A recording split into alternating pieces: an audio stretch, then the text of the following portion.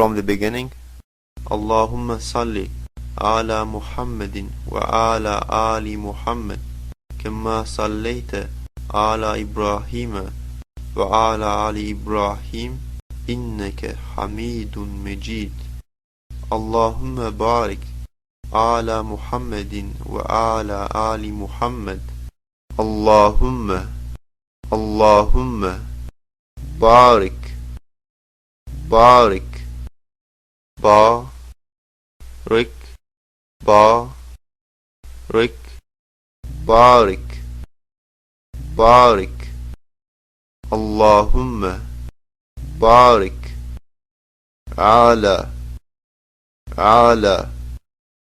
Allahumma barik ala Muhammadin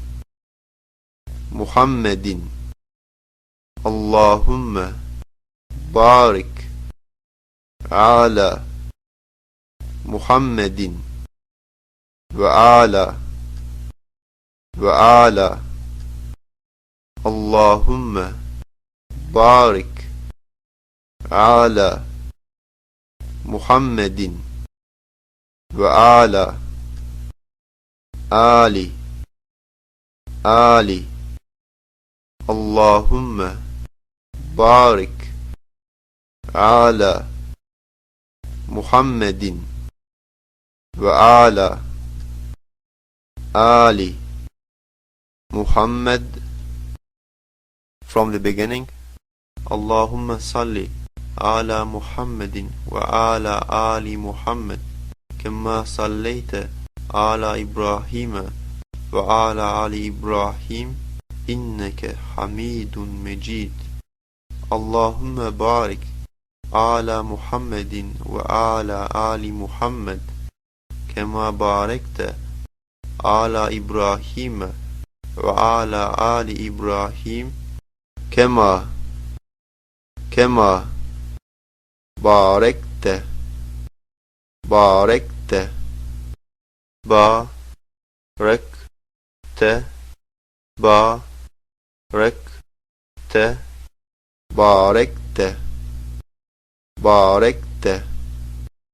kema barekte ala kema barekte ala Ibrahim kema barekte ala Ibrahim ve ala kema barekte ala Ibrahim ve ala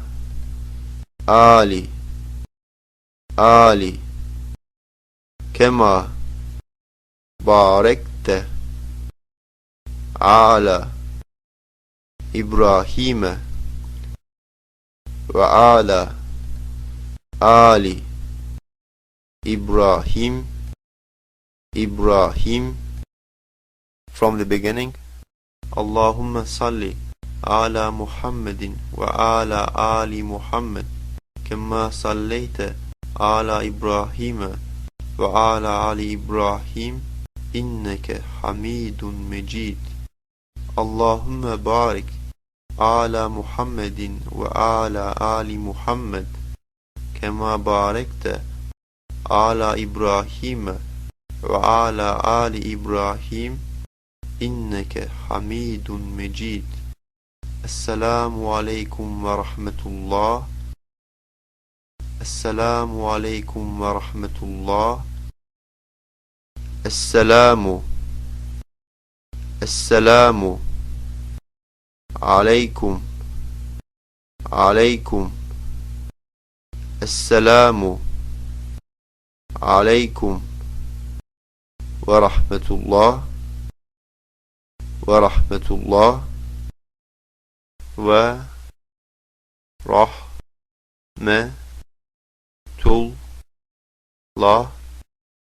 ve rahmetullah